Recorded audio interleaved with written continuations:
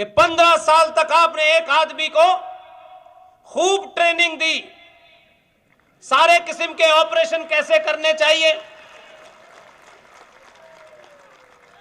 उन ऑपरेशन में किसका ऑपरेशन कैसे करना चाहिए, कब किस तरह से करना चाहिए, उस ट्रेनिंग देकर के 15 साल में आपने कहा गुजरात के लोगों का ख्याल रखने के लिए बहुत हैं, तुम्हारी जरूरत पूरी हो गई है, तुम दिल्ली जाओ।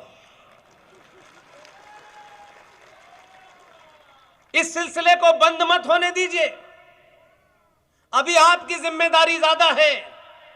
जब तक ये होड़ भारत के 29 राज्यों में न लग जाए कि हमें इससे बड़ा पैदा करना है, तब तक इस सिलसिले को बंद मत होने दीजिएगा।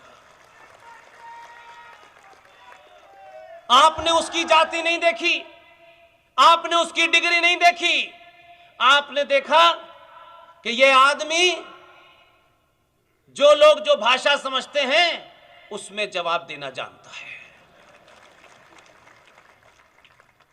और उससे भी ज्यादा इसलिए आपको मैं धन्यवाद इस धरती को करता हूं,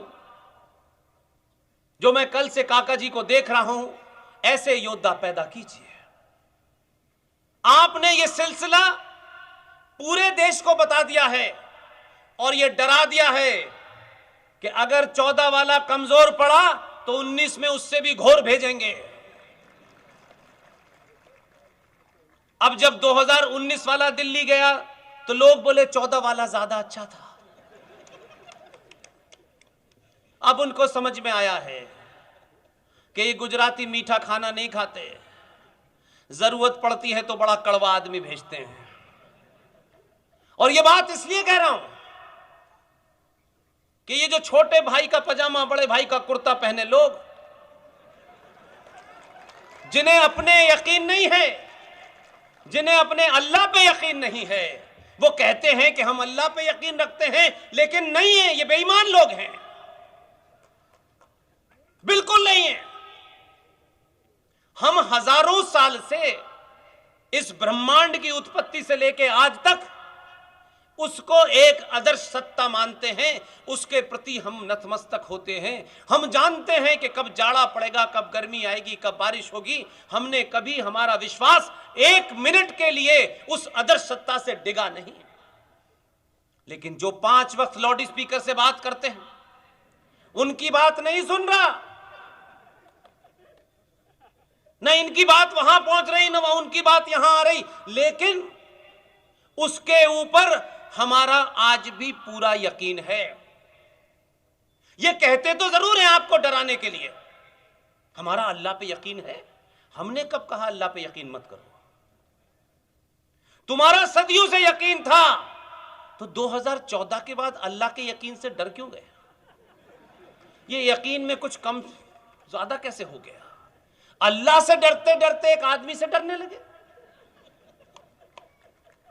क्योंकि तुम ईमानदार नहीं हो, तुम झूठे हो। अल्लाह ने जब तुम्हें नीचे भेजा था तो तुम्हें कुछ डायरेक्शन और हिदायत, कुछ इंस्ट्रक्शन दिए थे, और साफ साफ है, इसमें कोई कंफ्यूजन नहीं है कि कौन से सूरा में और कौन सी आयत में लिखा हुआ है। तुम बेईमान हो, तुमने हमें नहीं, तुमने अल्लाह को धोखा दिया है। अल्लाह ने फरमाया कि मैं तुम्हें इस जमीन पर भेज रहा हूं, मेरे बताए रास्ते से अगर तुम हटे तो अल्लाह फरमा रहे हैं, अगर तुमने मेरी बात नहीं मानी, जीवन जीने के जो तरीके मैंने बताए हैं, अगर तुम उस रास्ते से हटे तो मैं इसी धरती पर लोग भेजूंगा जो तुम्हें रास्ते पे ले आएंगे। हमारा उस पर यकीन है,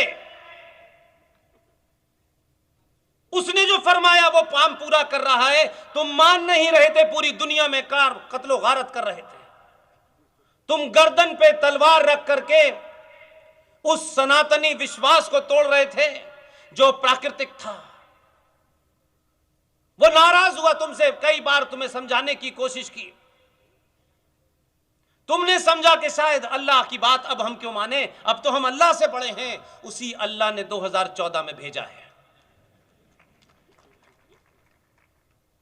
तुम तब भी नहीं माने, तुमने उसकी मुखालफत करते हुए, उसका विरोध करते हुए जगह जगह धरना प्रदर्शन दिया। कुछ लोग अमेरिका चले गए, इसे वीजा मत दो, ये कातिल है, ये 2002 दंगों का मास्टरमाइंड है।